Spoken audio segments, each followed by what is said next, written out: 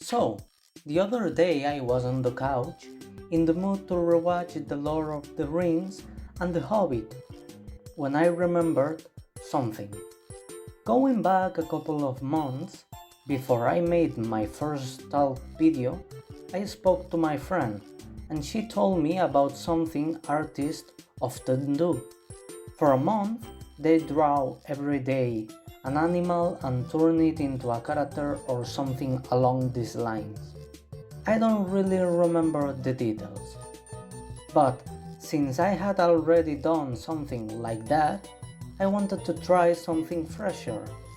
That's when I thought about turning plants into characters, and that's where the idea stayed. Fast forward to Christmas time, I wanted to apply that idea in a holiday theme video. The plan was to turn a Christmas tree into a character, not just any character, but a League of Legends one, complete with abilities and all.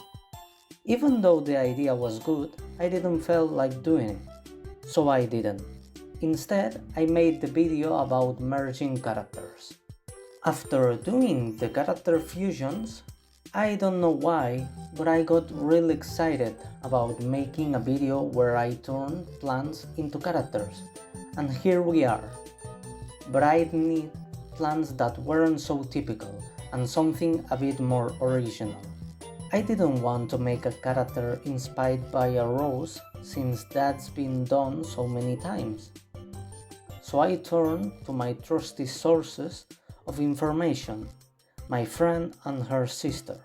I sent them a message, and after discussing the idea with them, they got to work. Out of all the plants that exist, they picked 3: Dandelion, Narcissus, and Lily of the Valley. Would I like a bit more variety and for them not to all be flowers? Yes. Was I going to complain and ask them to change their choices? No. As I always say, whatever I get, I will work with it. And so, I took the list, looked up photos of each flower, and got to work. But first, let's quickly discuss what's necessary to turn one thing into something else, while still keep its essence. The key lies in shapes and colors. For shapes, you first need to look at the general form, then pay attention to the smaller details. For colors, there isn't much to say. Just use a similar palette, but if you add new colors, make sure they don't disrupt the overall balance. With that clarified, let's start. The first was the dandelion. What's the most recognizable part of this flower? The white fluff you can blow away. That was the main idea I had in mind, so I already knew what I wanted: a white afro hairstyle. I thought it was a great idea, or at least I liked it. So I decided to build everything else around that. Looking closely at the plant, I noticed it's quite thin and pretty ordinary. It's not exotic or anything. You can find it in your backyard. So I wanted to reflect that with a slim and slender girl wearing casual summery clothes. I thought dark skin would be the best choice because it would make the white afro hair pop. This skin tone would also make the yellow makeup I plan to use stand out more. I added a green crop top to mimic the shape of the leaves, and a brown pants to represent the roots. The shoes, let's not talk about them. I didn't put much thought into those. And here's how it turned out. It's true that it doesn't have much detail, but I really like the vibe it has. That casual summery style encapsulates this flower perfectly. In fact, this might be my favorite character of the 3, so I'm very happy with it. The second was the Narcissus. With this one, I'll be honest, I had no idea what it was until I looked it up online. And whoa, this one was definitely going to be a challenge. The flower, with its type of leaves and stem, made it difficult to translate into a humanoid character organically. So I decided to remove the thin stem from the equation and focus on the flower itself and the leaves as reference. That's why I decided to make this character wider, as the flower itself is quite broad. Here the most important thing was to represent the flower exactly as it is at the top of the character. I knew the orange part would be covered to the lower half of the face, and I could add an orange hat. The petals were a problem, so I decided to create 5 layers of white in the clothing to emulate them.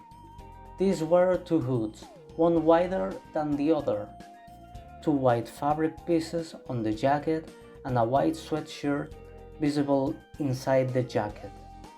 I also added strips to the clothing to represent the plant's leaves, as they are pretty straight. I made them a whitish color instead of a green to make them fit better. For some reason, this flower gave me a wintry vibe, so I represented that in the character by bundling them up. I added pockets because I thought they looked good. Honestly, while working on this, I kept thinking of garbage collectors' clothing, and I think you can see that influence. So here's the result. What do you think? I really like it. I love the style and the energy it has. I think this one might have been my friend's favorite based on her reaction. I love how it has a slight hip-hop style, and I think the representation of the flower at the top of the character turned out really well. I'm very happy and satisfied. Finally, we have Lily of the Valley. I didn't know what this flower one was either, but when I looked it up, I loved it. Out of the 3 flowers, this is my favorite.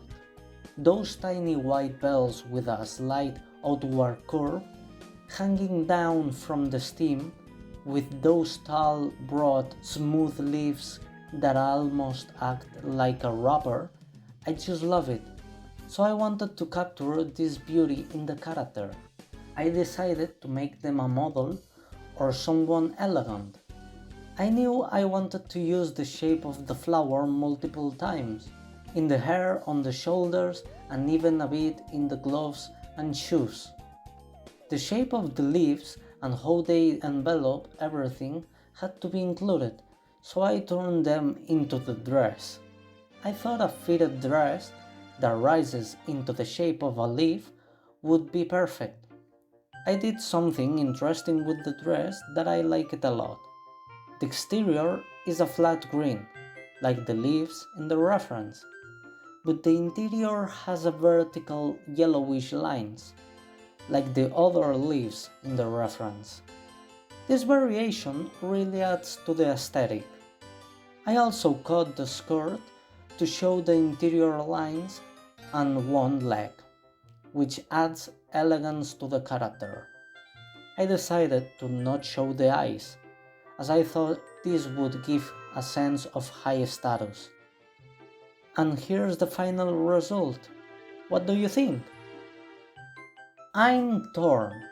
I think I captured what I wanted, which I like, but I'm not sure what I wanted was the best representation of the plant, which I think is an issue. But I have no complaints.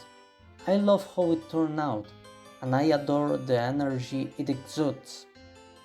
I personally really like these 3 characters. I love how distinct each one is from the others. The fact that I perceive these 3 flowers as so different from each other is fascinating to me. To be honest, I don't think this video is super interesting, but I felt like doing it and had fun making it. However, this video might be more relaxed since I think the next one is going to be a crazy challenge to me. No promises. I'm just saying I have an idea. And if I end up doing it, it might make me lose all my hair. Then again, I might regret it halfway through and not do it. We'll see. Anyway, sending hugs to everyone, and I hope you like it. Bye!